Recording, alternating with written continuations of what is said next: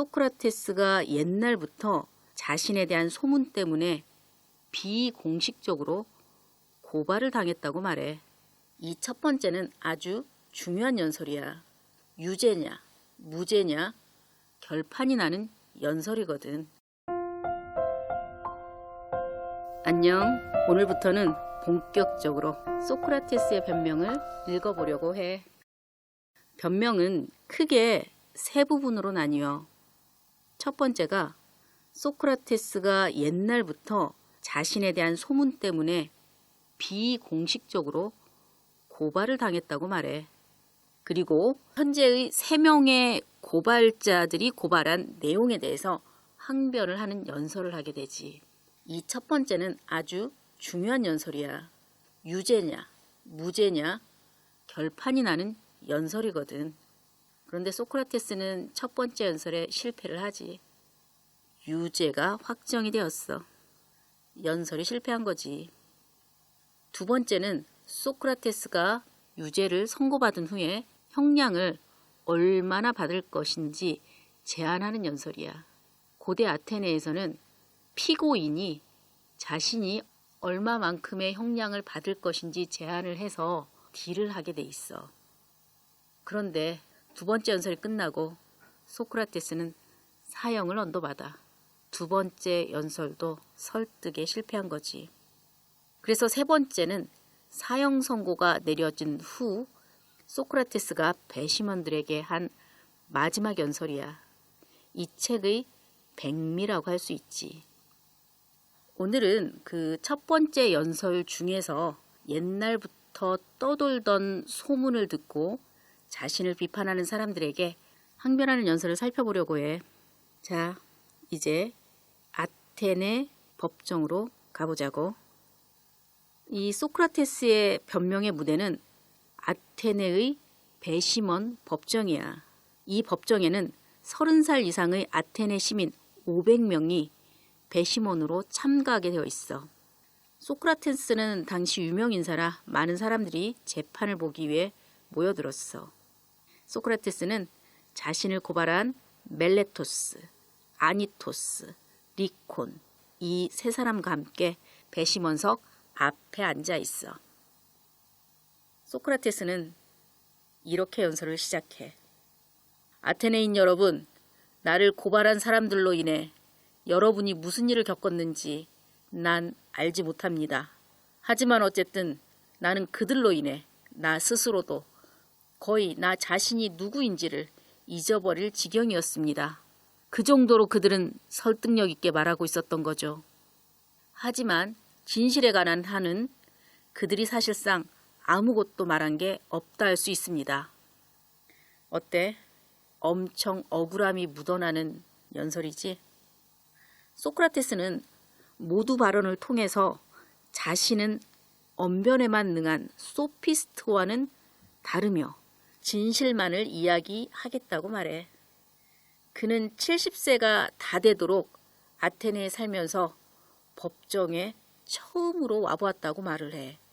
그런데 이 법정이란 곳은 아테네의 민주주의 활동이 일어나는 장소야. 아테네인들은 같은 동료들, 시민들 앞에서 재판하는 아테네의 법 제도를 아주 자랑스러워했어. 그런데 그 일은 바로 이 법정에서 일어나는 일이었어. 그런데 소크라테스는 그 나이가 되도록 이 법정에 처음으로 등장했다고 말을 하고 있어. 이는 분명 아테네 시민들이 소크라테스에게 가지는 여러 의혹들을 확신하게 하는 역할을 했을 거야. 소크라테스는 자신에게 공식, 비공식의 이중의 고발이 존재한다고 말을 해. 비공식 고발은 공식 고발보다 더 뿌리가 깊어서 먼저 이 비공식 고발에 대해서 항변을 시작을 해.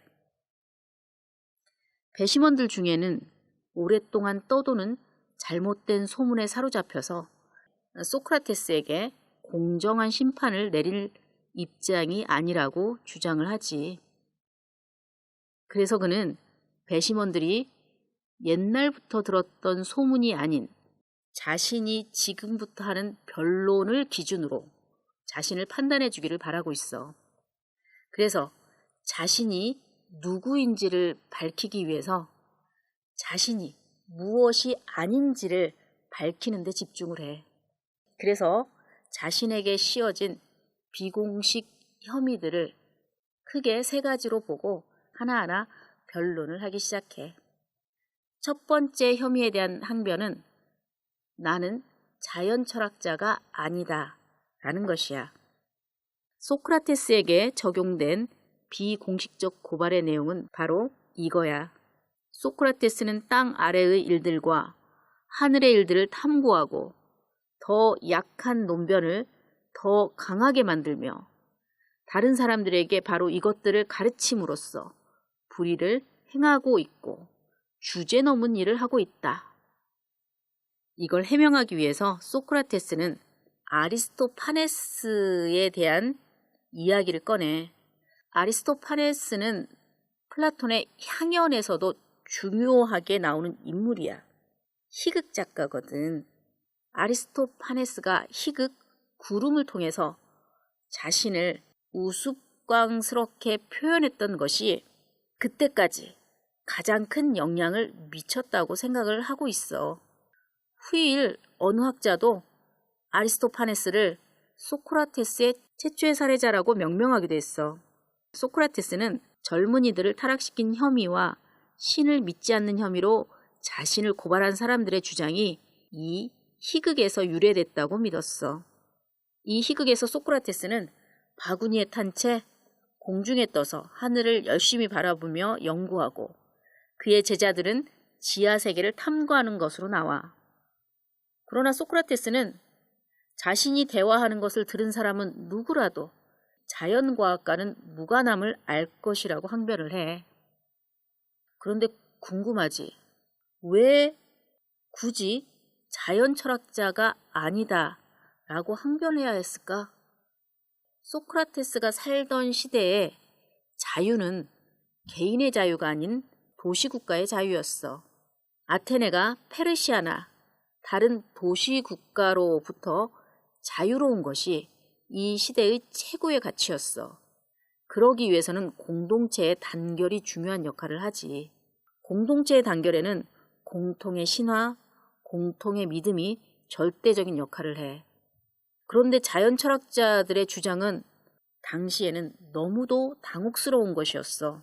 태양을 태양신 헬리오스가 아니라 빨갛게 달아오르는 돌덩이라고 표현한 아낙사고라스는 아테네에서 추방을 당하고 말았어. 신성 모독이라는 명분으로. 그러니 소크라테스도 이 자연 철학자와 자신은 다르다고 항변할 수밖에 없었지. 두 번째로 소크라테스가 항변하는 내용은 나는 소피스트가 아니다 라는 거야.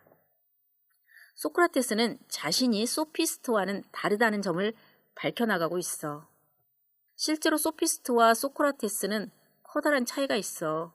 소피스트들은 대부분 외국인 출신이고 소크라테스는 아테네 본토박이야. 또 소피스트는 돈을 받았으며 지혜를 안다고 주장을 했고 말하는 방법, 즉 수사법을 찬양하며 가르쳤어. 그러나 소크라테스는 돈을 받고 누군가를 가르치지 않았고 자신은 아무것도 모른다는 무지를 주장했고 수사법이 필요한 민회나 법정을 피해 다녔어. 소피스트들은 국가의 정치가들을 양성하는 실용적인 교육을 했다면 소크라테스는 젊은이들의 미덕과 완성을 추구하는 것을 목표로 삼았어. 그런데 왜 소피스트들이 문제가 되었을까? 처음에는 소피스트들이 아테네에서 굉장히 환영을 받았다고 해. 그런데 그들이 점점 진실보다는 말을 번지르르하게 하는 요령만을 가르친다는 혐의를 받게 되었어. 실제로 그들은 법정에서 말로 상대방을 이기는 기술이나 프레임을 전환하는 요령을 가르쳐서 진실보다는 말의 기술이 승리할 수 있음을 보여주었어. 그러니 점점 아테네인들의 감정이 나빠질 수밖에 없었어. 그러나 아테네 시민 대부분은 소피스트와 소크라테스의 차이를 인정하지 않은 듯해.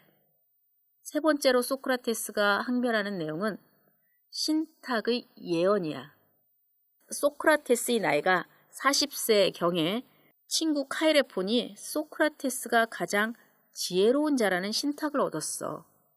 소크라테스는 이 신탁을 들은 후에 신탁의 말이 사실인지를 확인하기 위해서 지혜롭다고 여겨지는 사람들을 찾아다녔어. 첫 번째로 찾아간 사람은 정치가였어.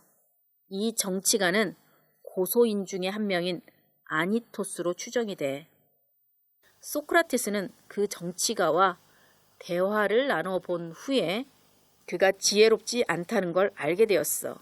거기서 끝냈어야 했는데 문제는 소크라테스가 그 정치가가 지혜롭지 않다는 것을 보여주려고 시도했다는 점이야. 생각해봐. 자신의 무지를 많은 사람 앞에서 폭로되고 있는 정치가의 모습을. 그러한 일들로 소크라테스는 그 정치가에게 뿐만 아니라 다른 사람들에게도 미움을 사게 되었어. 소크라테스는 그 자리를 떠나면서 마음속으로 다음과 같은 결론을 내렸어. 이 사람보다는 내가 더 지혜롭다.